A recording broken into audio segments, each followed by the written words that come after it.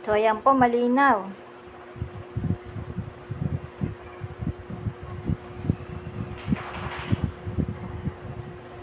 Apocalypse chapter 13. Hindi ko lang ba't biglang nagkalanggam. Kinukontra ko ni Satanas. Hindi pwede. Yan, lalaban tayo. Wala na malanggam dito, nagkakalanggam. Yan. At ibinuka niya ang kanyang bibig sa mga kapusungan laban sa Diyos upang pusungin ang kaniyang pangalan at ang kanyang tabernakulo, gayon din naman ang mga nananahan sa langit. So, itong mga mga Muslim nga, kumukontra yan, pinupusong nilang ang Panginoong Kristo Jesus, yung pangalan ng Panginoong Kristo, isa sila, yan. At binuka niya ang kanyang bibig sa mga kapusungan laban sa Diyos upang pusungin ang kaniyang pangalan. Pinupusong nila ang pangalan ng Diyos at ang kanyang tabernakulo. Gayon din naman ang mga nananahan sa langit. At ipinagkaloob sa kanya na makipagbaka sa mga banal. At pagtatagumpayan sila. Makikipagbaka sila sa Israel. Sasakupin nila. At magtatagumpay, masasakop nila.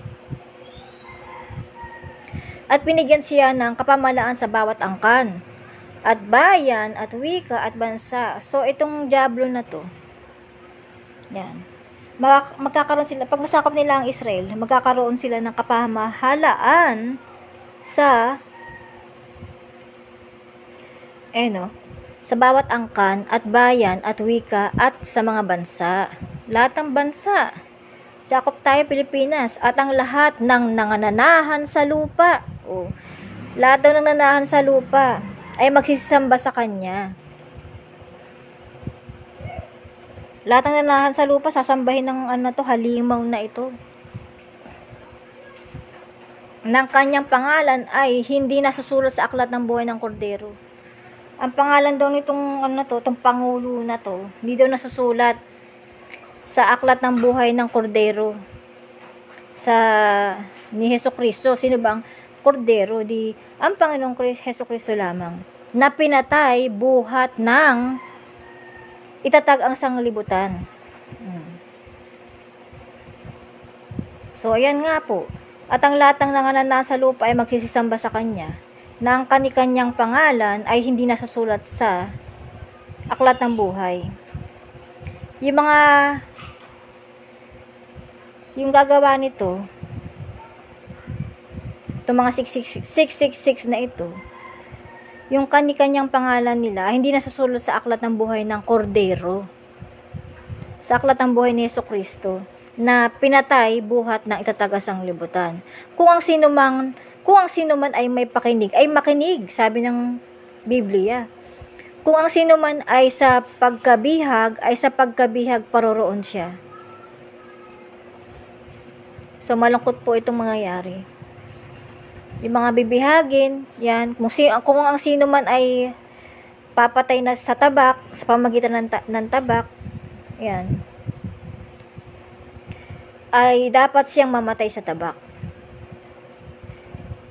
Kung sino ay pumapatay sa tabak, mamatay din sa tabak. Ay dapat siyang mamatay sa tabak. Kaya narito ang pagtitiyaga at ang pananampalataya ng banal. So, itong tribulation na mangyayari sa 72 weeks, nandito ang pagtatiyaga ng mga banal. At nandirito ang kanilang pananampalataya. At nakita ko ang ibang hayop na umaahon sa lupa at may dalawang sungay na katulad ng sa isang kordero. At siya nagsasalitang gaya ng dragon. May sungay nga ng kordero, pero salitang ni Satanas naman. Salita ni Satanas. Kahit pa mag-anyo siya ng Jesus Christ pa, kung pamumusong ang laman ng bibig nitong Diablo na to, malalaman din natin. Kaya hindi tayo dapat pwede maging huli sa mga bagay na ito. Pagdating nitong mga to, malalaman ng ating mga apo, mga anak, o kapo-apuhan, o apo, mga abot dito. Yan. Basta ang palatandaan, pag tinayo na yung third temple, luhod na tayong lahat, fasting tayo, prayer. Ayun lang po ang pag-asa natin eh, na magbalik loob tayo sa Panginoon. Kasi kahit sa anong paraan tayo mamatay, nasa Panginoon tayo, malakas sa loob natin. Yung nasa pakikipagbaka sa pakikipagbaka, yung sa pakikinig. Yung sa paggawa ng mabuti sa kapwa, gawin. So, yun po. So, tuloy po natin.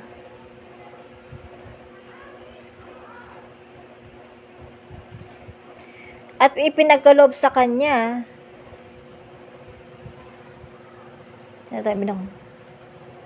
at ipinagkaloob sa kanya na makipagbaka sa mga banal. Yan. At pagtagumpayan sila.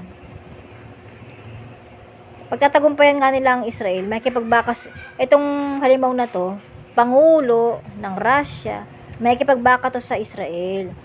Magtatagumpay sila. Gaya din ang sinabi sa Daniel chapter 11. Isa lang ang sinabi. So, salita ni Daniel, tsaka ni Apostol Juan, ito.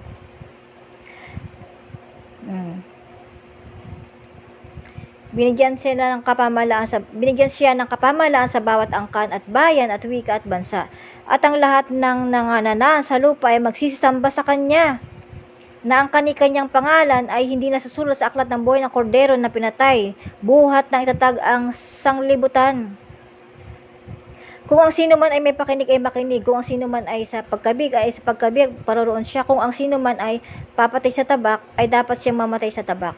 Narito ang pagtitiyaga at ang pananampalataya ng mga banal. At nakita ko ang ibang hayop na umaahon sa lupa. At may dalawang sungay na katulad ng sa isang kordero at siyang nagkasalita gaya ng dragon. At kanyang isinagawa ang buong kapamahalaan ng unang hayop sa kanyang paningin. Nag-uutos yung hayop yung bista, at pinasamba. Nag-uutos nga at pinasasamba niya ang lupa at ang nangananahan dito sa unang hayop, na gumaling ang sugat na ikamamatay. Pareho lang ng translation ko kanina sa CEV. Ito ang Biblia to. Ganon din po sa King James, iisa lang sa parteng ito. Pinapasamba nga nitong hari ng Russia. Yan. Pasasamba niya tong halimaw na ito. Hindi yan si Santo Papa. Hari ng bansa yan. Nakasulat naman sa Daniel tsaka sa Ezekiel chapter 30 tsaka chapter 39 po. Hindi ko alam bakit pinipilit nila yung kanila Yan. Sa Biblia galing Iba't ibang propeta yung sinaliksik ko. Isa sila lang sinasabi. Pangulo ng Russia ang isang halimaw. Kasi sasapian nga siya sa Apocalypse chapter 20.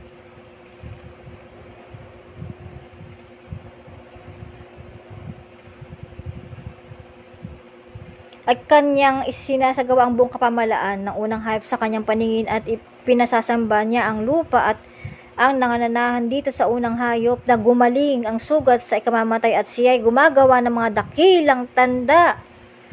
And it worked mighty miracles. Naghihimala pa itong halimaw na to na ano pa at nakapagpapababa ng kahit apoy mula sa langit hanggang sa lupa sa paningin ng mga tao. So, pag nakita natin itong isang propeta na to, o isang halimaw na ito, napababa siya ng mga apoy sa langit. So, siya na nga itong halimaw na isa. At nadadaya niya ang mga nananahan sa lupa, Russia yan, mandaraya sa uling panahon. At nadadaya niya ang mga nananahan sa lupa dahil sa mga tanda na sa kanya ipinagkaloob na magawa sa paningin ng hayop. Yan.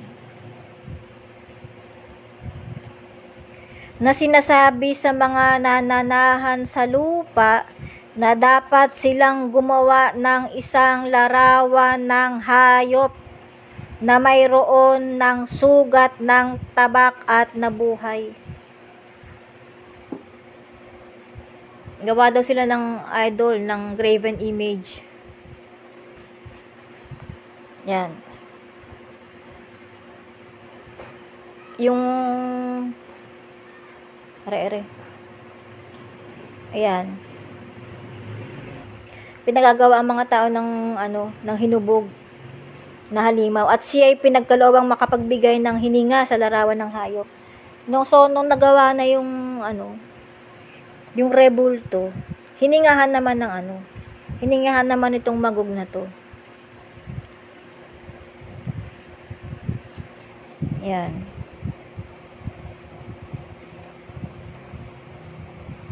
At siya ay pinagkaloobang makapagbigay ng hininga sa larawan ng hayop upang ang larawan ng hayop ay makapangusap.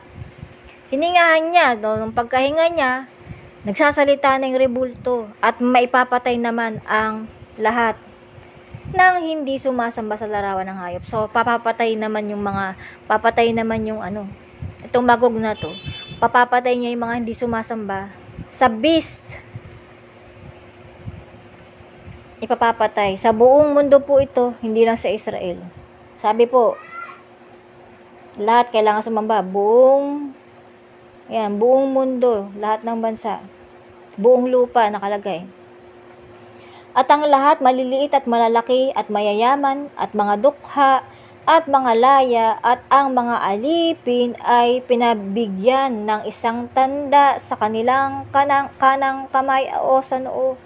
Lahat daw ng maliliit, malalaki, mayayaman, dukha, mayaman, mahirap, mga malalaya, mga alipin, lahat kailangan mabigyan ng tanda sa kanang kamay at noo.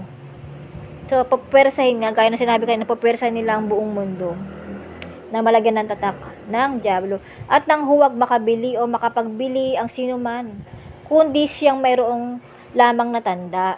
Sa makatuwid ay ng pangalan ng hayop. Yung may tatak ng pangalan ng hayop o beast, yan. O bilang ng kanyang pangalan. Kasi yung 666 nga po yun, yung hayop na hayop, sabihin. Yung bilang ng hayop yun, 666. Hayop na hayop talaga ang ugali. Karumal-dumal. Dito'y may karunungan. Ang may pagkaunawa ay bilangin ang bilang ng hayop. Oh. Kung may wisdom ka, malalaman mo, ilan ba yung bilang ng hayop? Sabihin, masamang masama, hindi literal. Sapagkat siyang bilang ng isang tao. Itong Pangulo ng Russia na to, yung magiging asal niya, bilang ng lahat ng hayop. Ibig sabihin, hayop na hayop. Sapagkat siyang bilang ng isang tao. Oh. Isang tao lang ang magiging magpasamba ng mga rebulto. Mga rebulto. Isang tao lang ang magyayayang pasamba sa rebultong ito na 666 yung halimaw. Pangulo na Russia yan. Ang may pagkaunawa ay bilangin ang bilang ng hayop sapagkat siyang bilang ng isang tao at ang kanyang bilang ay 666. So, tutuloy po natin ito. Hanggang dito na lamang po kasi mabigat po ang propesiya. Kailangan pakinggan po natin ng paulit-ulit, maigi.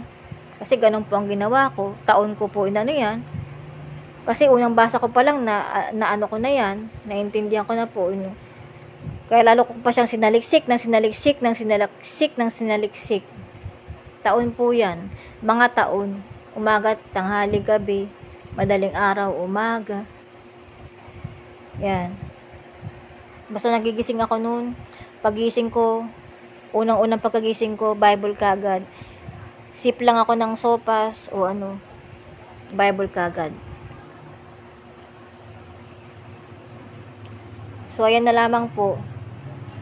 Anytime, pwede ko po ilabas yung iba. Sa pangalan ng Panginoong Kristo Jesus lamang po ito. Sana maunawaan po nating lahat. Sana maespirituhan tayo ng Panginoong Kristo Jesus.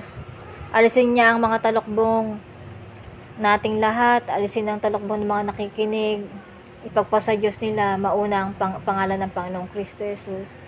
Alisin ang mga saloobin, sama ng loob, alisin ang lahat ng alisin ang lahat ng nyo, yung mga gawain na kapag pabisi sa inyo o umahad lang upang makinig ng salita ng Diyos, maalis sana yan. Ako po, hindi ako po nagpapabayad dito, talagang kusang gawa ko ito, ayoko nung Hindi kayo dapat magbigay sa akin ng Kaya po ako nagbibideo sa gawain ng Diyos, nagbablog dito. Iba po kung nagbablog po ako ng isa, hindi gawain ng Diyos, yung mga pang araw-araw, lifestyle, music. Iba po yun, iba po ang YouTube nun, iba po yung YouTube ko, na hindi ako nagpapalike na sa gawain ng Panginoon. Renville yung isa, yung isang YouTube ko naman, Ren. So, hindi po ako nagpapaano sa gawain na to, nagpapabayad o anuman. Likas ko na likas ko na gusto kong mag-share talaga sa inyo ng mga mangyayaring propesiya. Kasi po, nandito ang kaligtasan Ngayon, kung akong sinungaling, kung ako'y kung nagkakamali ito, parurusahan ako ng Diyos, magkakaroon ako ng lahat ng salot. Sabi dito lahat ng salot, ang magdagdag at magbawas, ay makararanas ng mga salot ng lahat ng salot na nakasulat sa buong Biblia. Mararanasan ko lahat yun, kaya mahirap. So, ito na lamang po, anytime pwede kong dagdagan to. Puro prophecy muna tayo ngayon. Ayan, sama natin ng Christian living. Lahat sa pangalan ng Panginoong Kristo Jesus lamang. Sana lahat tayo magsitibay sa pagsubok. Kasi kung ang natitira na lang sa atin ay yung bang lakas na loob, pananampalataya, courage, yung courage na titira sa atin. Kung ayun na lang ang natitira sa atin, why not na hindi tayo mag-hold on sa lakas ng loob na natitira sa atin na galing sa Panginoon. Nasa huling araw tayo, dapat malalakas ang loob natin, magsitibay tayo, hindi tayo palumo-lumo, hindi tayo dapat pahina-hina. Dapat meron tayong kalasag lagi. Sandata, salita ng Diyos, kalasag, kalakasan ng Panginoon, Espiritu ng Panginoon. Asa panahon po tayo ng pakikipaglaban. Kaya ang mga nasa Panginoon, nakikipaglaban at nakikipaglaban, gaya ng nakapropesiya. Kung sino lang yung yung matatagang loob, malakas ang loob, kung sino lang yung may tapang ang loob, kung sino lang yung na-espirituhan ng ganun, ganun ang na-espirituhan sa'yo sa pakikipaglaban, spiritual warrior ka, didong ka. Kung nasa pangangaral ka, didong ka. Ngayon, kung nasa iyo pareho yun, didong ka talaga. Nasa gawaing mabuti ka, nasa panalangin, nasa pagpapagaling, sa pagpapagamot, di doon ka. Kung ebanghelista ka, di doon ka. Iba't iba ang kaloob ng Espiritu ng Diyos sa bawat isa sa atin. So, purihin ang pangalan ng Panginoong Diyos. Thank you for watching. Bro Inad, sa mga nakinig, salamat po. Nawa, ma-espirituhan kayo ng Diyos, patuloy na basbasan pa niya. Patuloy na bigyan pa ng ng mga biyaya ng karunungan. Iba't ibang klase po ang blessings kasi sa tao. Biyaya ng karunungan, biyaya ng mga bagay-bagay, biyaya ng mga yung pagpapagaling, biyaya na material, biyaya ng Espiritu ng Diyos, yung wisdom, biyaya ng pagtuturo, biyaya ng pag-unawa, biyaya ng ipagdasal natin ng iba. Yan. Purihin ng Diyos sa mga nakinig. Lahat po ito, ang Panginoong Kristo Jesus lamang ang nanguna. Wala po ako dito. Ako yung isang mensahero lamang. Mensahero. Napipilipik yung dila ko ka-English. Ako yung isang mensahero lamang po. Messenger. Isang messenger lamang po ako ng Panginoon. Siya ang nangunguna dito, hindi po ako. Hindi po sa aking kaalaman to, kundi galing lahat sa Biblia. Kasi kung sa akin po, magkakasalot nga po ako. So, ayun lang po. Kung gusto nyo maging update sa mga salita ng Diyos, di follow nyo po ang YouTube ko. Iba po kasi yung YouTube ko sa pagtuturo, iba po yung YouTube ko sa vlogging na music, lifestyle, tsaka yung mga comedy, yung mga konting patawa, gano'n. Iba po, magkaibang YouTube po yun. Kasi po, hindi po dapat monetize yung vlogging ko sa Panginoon. Yung gaya nito, hindi monetize to. Yung isa pwede po, pwede pong follow yung, pwedeng i-like, pwedeng i-subscribe, pwede po yun. Kasi po, kailangan din po natin na kailangan din po natin minsan maglibang, para hindi mintang ulo natin, hindi kailangan din po natin minsan mag-music, o kailangan natin gawin yung mga hobby natin para malibang tayo, kasi minsan lumalaki ulo natin sa sa problema sa mundo kaya kailangan minsan naglilibang din po tayo. Hindi naman ng Panginoon yan, hindi naman tayo pinigilan ng Panginoon na hindi naman tayo pinigilan ng Panginoon na magsaya paminsan-minsan. Wag lang yung sobra, gaya ng alak, sinobrahan sa pag-inom. Araw-araw lango. Tapos meron pang iba, lango, nagtuturo. Diyos ko po. Yung iba may kilala ko, nakipagdebate, lango, nakainom ng alak. Nakipagdebate sa sa social media, sa Facebook. Diyos ko po. Kung nakainom sila, wag na muna makipagdebate. Kasi mahirap po yan Lalo langon-lango, hindi po dapat. So, thank you for watching. Sister Jeannie Wonders, Brother Inad. Si Jeannie Wonders from Israel po yan. Doon po siya nagtatrabaho. Yan. Sabi niya, talagang mag-vlog ako na mag-vlog tungkol sa pangalan ng Panginoon, sa ikaliligtas. Yan. Salamat sa paalala. Gusto ko din makapunta dyan. Balang araw sa Israel. Yan, loobin nawa ng Panginoon. Yan. Kasi yung pabigla-bigla Kailangan magampanan ko muna lahat ng mission ko. Yan. Sa lahat, sa magulang ko, sa anak ko, sa lahat. Lahat ng gawain, pati trabaho ko. Yan. Hindi po ako napapabayad dito. Kailangan magampanan ko lahat. Vlogging, yan. Salita ng Diyos. Pag-aaral, pakikipagdebate, pagtuturo, trabaho, kailangan magampanan ko lahat yan. Yan. Pwede naman tayo magtrabaho talaga mangangaral kasi doon natin kukunin yung natin, source of income. Hindi tayo yung hihingi sa iba, yung aasa ng masama po yun. Kung makakaya po natin. Kaso, dumating talaga tayo minsan, gaya ng dinanas ko na dumating ako sa sobrang pagsubok na wala. Puro Biblia lang po talaga. Pagkagising ko, inom lang akong kape. Minsan wala pa. Biblia kagad. Minsan kakain ka, gabi na lang.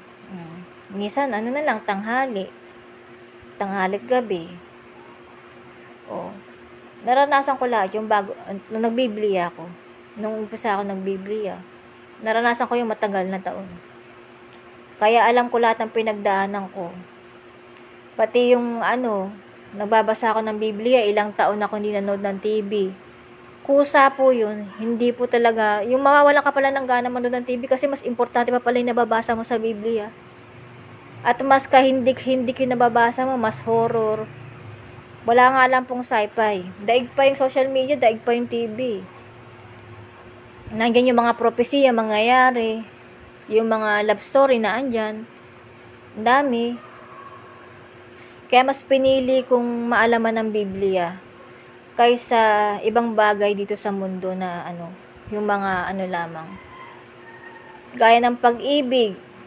Kaya mga tao nag-aasawa, bata pa lang. Di nila sinasabi na pag pinasok mo ang pag-aasawa pag pinasok mo yung pag-aasawa, di sinasabi ng mga pelikula na hindi puro fairy tale lang yung Bed of Roses. Sana tinuro nila na ang pag-aasawa, anak, ganun. O sana may palabas sila na ang pag-aasawa hindi madali. Kailangan matiisin ka lahat ng pagsubok na ninyong mag-asawa, dadanasin nyo. Hindi ang Bed of Roses, lahat ng ups and downs, kailangan magkasama pa rin kayo. Lahat ng mga tukso, pagsubok, malampasan nyo. Kaya ang ginagawa ng iba, hindi alam, nakikita sa mga pelikula, masaya pa lang mag-asawa. Mag-asawa tayo, bata pa lang. Hindi nila alam, napakaraming dadanasin. Dapat ready ka. Physically, mentally, spiritually. Dapat matatag ka pag nag-asawa ka.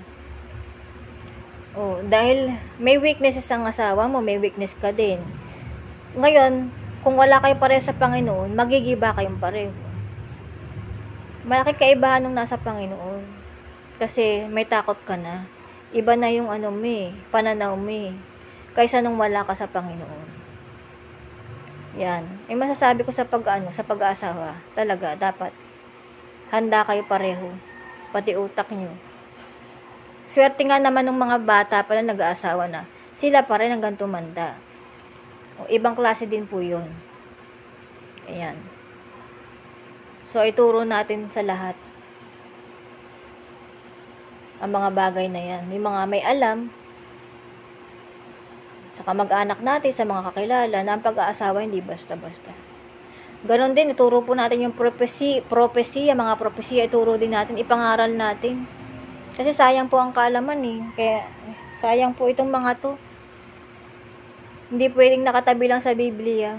Mga Biblia ko, puro guhit. Talagang inaral ko maigi, hindi pwedeng may check, may close and open parenthesis, may numbers, may iba't ibang kulay, may iba't ibang highlights, ballpen. Pinuno ko po talaga lalo yung unang Bible ko, yung Contemporary English Version. Pinuno ko yan. Pati itong King James Version, pati ang Biblia. Meron din ako Magandang Balita Biblia. Wag lang yung NIV. Kasi parang maraming kulang din sa NIV. Yung International Version. Maraming kulang doon.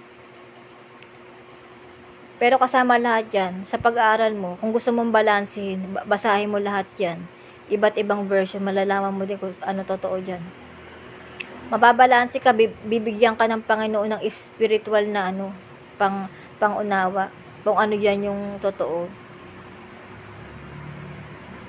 Gaya ng John chapter 1 verse 45. O meron naman nun sa CEV, meron din po nun sa ang Biblia, meron din sa King James. Pero kahit anong basa ng tao,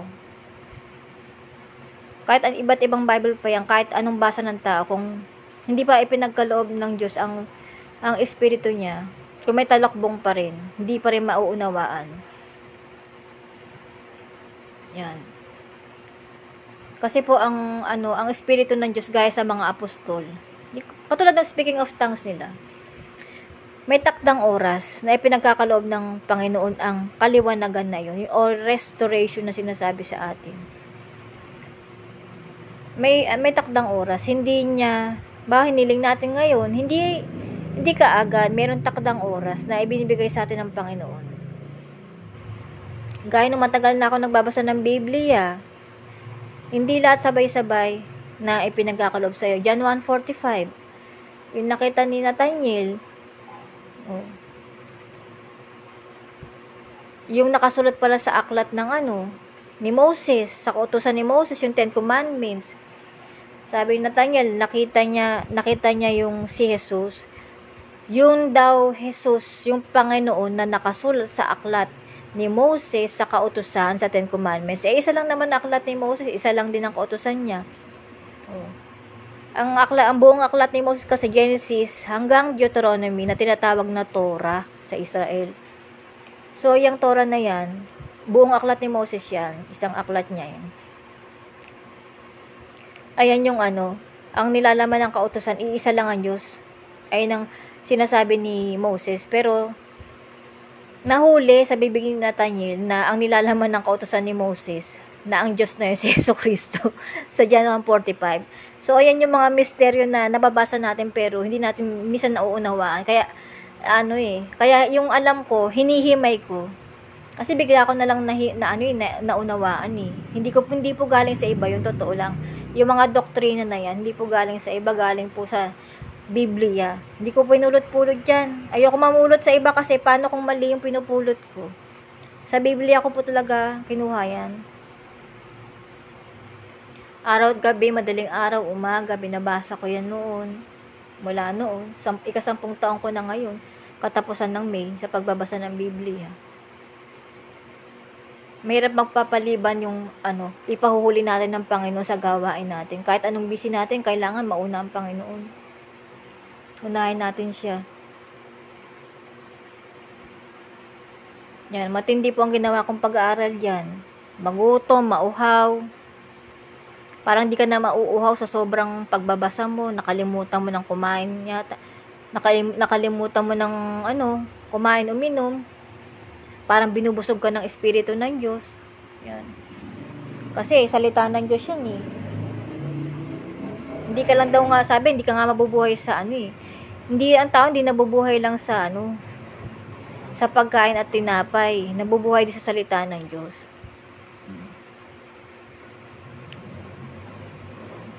Kaya wag tayo sobra sa trabaho kasi unahin natin talaga ang Panginoon. Pag tayo ay puro trabaho lang at walang Diyos, tinatawag din tayong Antikristo. Kung wala tayong oras sa Panginoon, Antikristo din ang tawag sa atin doon, gaya ng sinasabi sa Biblia.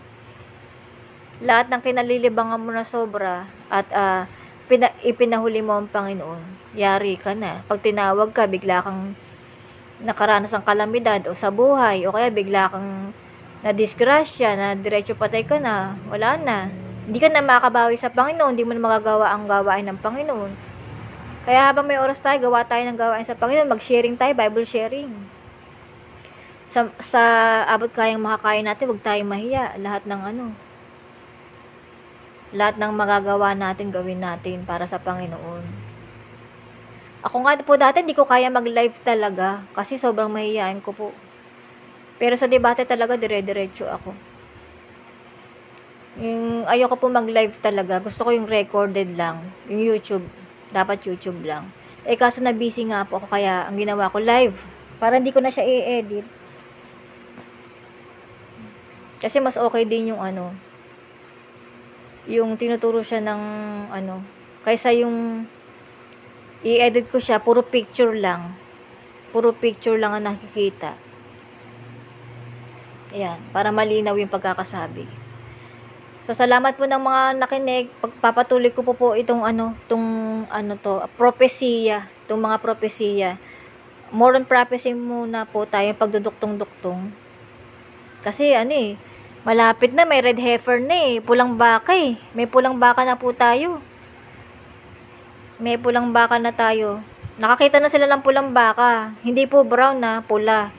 Kasi sa huling araw, magkakaroon nga daw ng mga pulang baka. So, buong daigdig pinaghahanap nila ng pulang baka. Bibreed na nila yan, pinagmamatch-match na nila yung pulang baka na yan para dumami.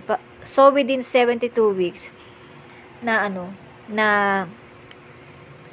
ginagawang third temple sa Israel, iaalay nila yan.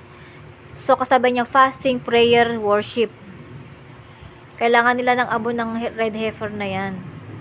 Diyan pakikinggan yung panalangin nila. So, pag sumablay, sa panahon na yan, 72 weeks, ang mga Israelita at lahat ng buong tao sa buong mundo, ng pagbabalik loob, pag sumablay sa pagbabalik loob, libang pa rin sa ibang bagay, yan ang masama. Biglang nag-rapture, pagkatapos ng 72 weeks na biglang nag-rapture, maiiwan dito sa lupa, makaranas ng 7 salot. Pati sumamba sa beast, yan, maiiwan yan dito sa lupa. Pati mga sumamba sa mga rebulto, yan, Nazareno, mga Mama Mary, mga sumamba dyan. Iwan sila dito sa rapture sa lupa. Basta may rebulto, pati yung mga Muslim na yung Shiva, Blackstone, yung mga 365 pieces na rebulto nilang tinatago sa Kaaba, na sinasambahan nila, na kailangan kada isang rebulto ay ikut-ikutan, nakakahilo. Kada isang rebulto daw kailangan ikutan. Mariosep. Lahat, pati si Buddha, yan ganyan. Pati yung yoga na yan, yan? Sa mga ayaw makinig, bahala na kayo. Isang ritual yan ng mga Buddha. Jainism, Buddhism. Ritual yan, pag-aalayan ng kaluluwa. So, sige, kayo ng yoga. Sa gustong kumontra sa video na ito, tungkol sa yoga, bahala na kayo. Bibigyan ko kayo ng mga talata tungkol sa dyan. Pati sa Wikipedia, yung mga Webster, mga kung ano-ano. Pag-aalay ng kaluluwa yan kay Buddha. Ritual yan. Relihiyon yan. Pag sinabing yoga, relihiyon yan. Sabi sa kanila ng mga nagtuturo sa kanila, yung nagpapayoga, yung pinaka-pinuno nila. Exercise lang daw yun. Hindi, relihiyon yan. Kayo na bahala kung di nyo matanggap. Yung mga makikinig na yun, hindi nila matanggap. Di bahala sila. Para silang katumbas yan, sumasamba sila sa rebulto. So, purihin ang pangalan ng Panginoong Kristo Jesus. Palakpakan natin siya, purihin ng Panginoon. Ako, wala akong kapurihan kasi Panginoon lang ang nangunguna ng lahat ng bagay na ito. Mensahera lang ako. Hindi po ako Hindi po ako dapat papurihan ng pangalan ng Panginoong Kristo Jesus. Purihin ng Diyos. Amen. Thank you, Jenny Wonders, Sister Jenny Wonders, Brother Inan. Salamat. Nag-vlog pa po ako, patutuloy ko to. Salamat sa Diyos. Amen.